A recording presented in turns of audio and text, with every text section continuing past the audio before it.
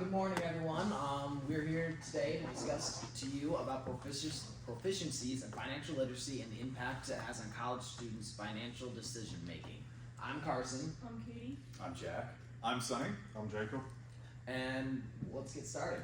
To begin, we're going to discuss our table of contents. We're going to start off with our introduction, which will cover literature review, statistics, and research objectives. Then we'll go into research questions, our independent variables, dependent variables. We will then move into our survey plan, objectives, target audience, survey structure, and question type. Then our sample plan, our descriptive interpretation, and then some data analysis, and then some problems and recommendations. To start off, we will be going into a literature review. I found a study from the Bank of the Rockies, and they found 3 important reasons why financial literacy is important. There's an importance to your community. They believe that it is important to have financial literacy because it increases productivity and economic growth, and you can follow with a reduction of the poverty rate in your community. Building your future, money management, debt management, it's important to have that. Financial literacy important in our youth as well. When you learn the necessary tools, you're better able to understand the diverse financial concepts as they enter adult life. And those are all very important reasons as to why we decided to continue with this study.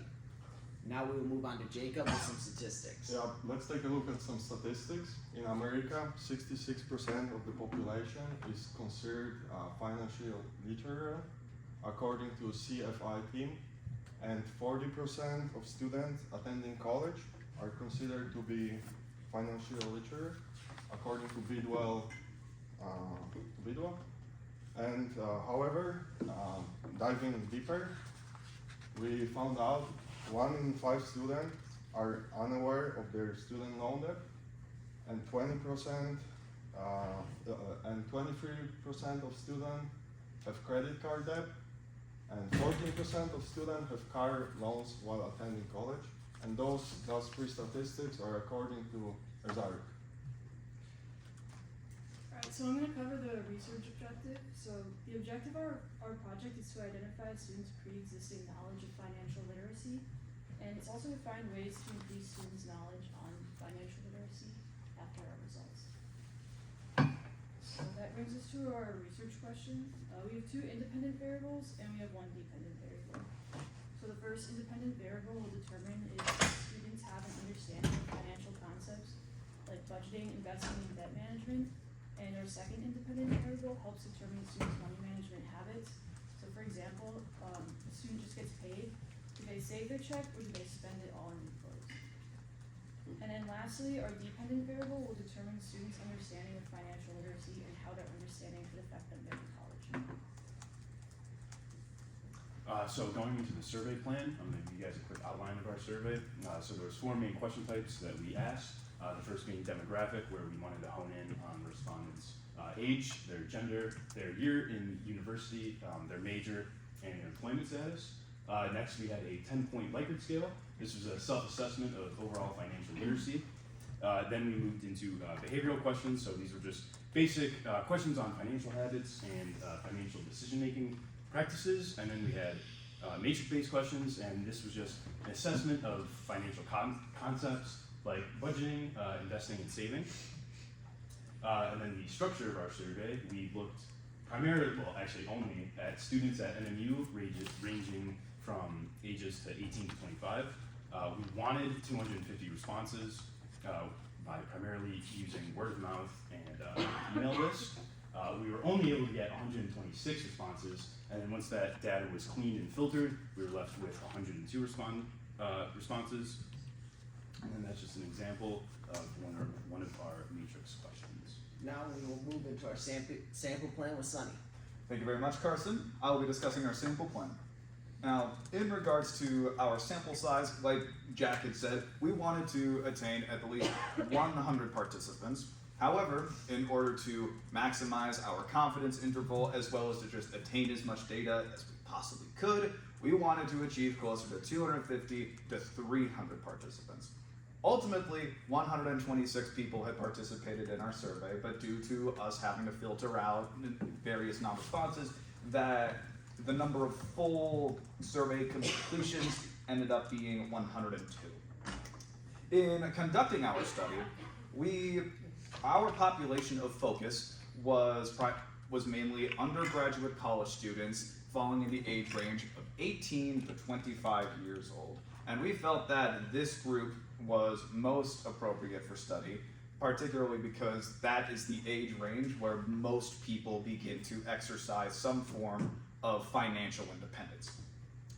In seeking out our survey participants, we wanted to utilize simple random sampling, which we aimed to achieve via email, social media outlets such as Instagram, as well as us conducting face-to-face interactions, whether that be in the dining hall or in James or in our dormitories.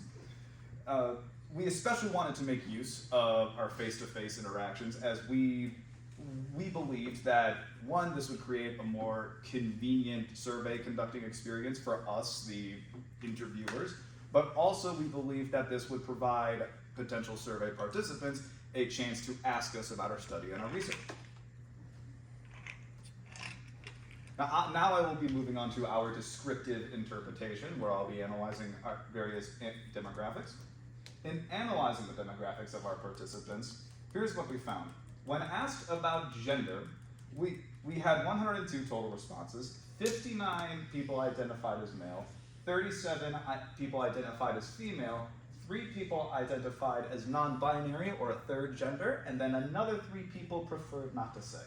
Additionally, in regards to the average age of our participants, again, 102 people in total have responded, and the average age was about 20.65 years old, with a standard deviation of 1.77 years.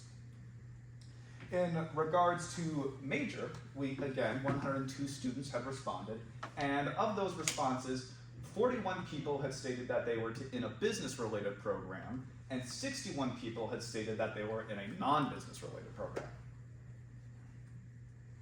Now, when asked about employment, we actually had 119 responses, and this was in regards to employment specifically during the school year. And of those responses, 75 people said that they had some form of employment during the school year, and 44 people said that they were unemployed during the school year.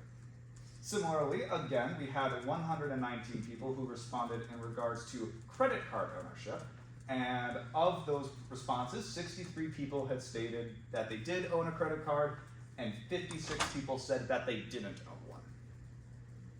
Okay, now I'm going to go into some more data analysis. With our hypothesis, for our first hypothesis, we had students who have previous experience with financial terminology who have a higher confidence level in financial literacy. Our second hypothesis is students who have taken financial literacy courses will be more likely to understand different financial literacy terms. Our first hypothesis goes with our simple regression analysis.